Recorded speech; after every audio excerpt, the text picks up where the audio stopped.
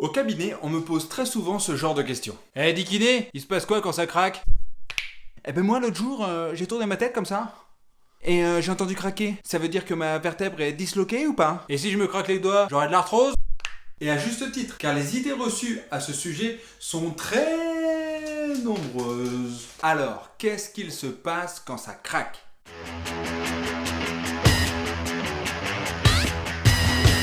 Ce bon vieux crack. Certains le détestent, d'autres ne peuvent pas s'en passer, pour de bonnes et de mauvaises raisons. Oh moi j'adore, ça remet de l'huile dans les articulations.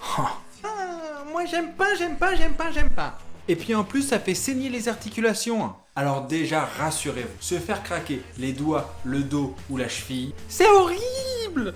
Ce n'est absolument pas nuisible pour vos articulations. Ça ne fait pas vieillir vos articulations plus vite, ça ne fait pas saigner vos os, vos articulations et vos cartilages iront très bien. Sauf cas exceptionnel quand c'est fait par des gros bourrins. Take a deep breath through your nose.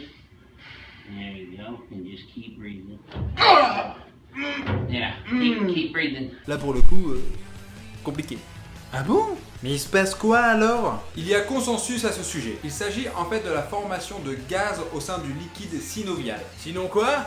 Le liquide synovial, c'est un peu comme l'huile dans votre moteur. C'est pour assurer un meilleur glissement entre les cartilages de l'articulation. Et comme tout liquide, il ne peut pas se compresser ou se décompresser. Mais le gaz, oui. Et c'est même cela qui provoque le bruit. Et c'est vrai pour les doigts comme pour les vertèbres. Ce n'est donc pas du tout en lien avec un déplacement ou un replacement de la vertèbre. D'ailleurs, on peut le refaire toutes les 30 minutes. Ou alors ça voudrait dire que ça se redéplace vachement vite, et chez tout le monde. Et ça sert à quoi au juste?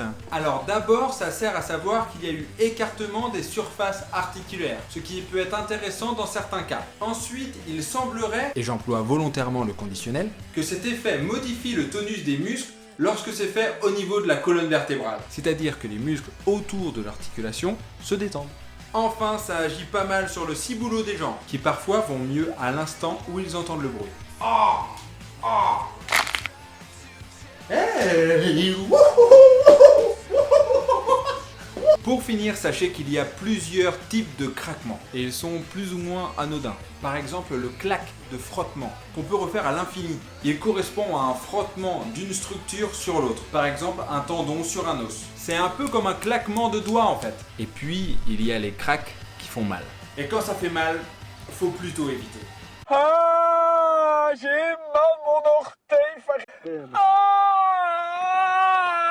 Vous avez l'air de souffrir, hein, ça va aller? Voilà, vous savez tout sur ce fameux crack.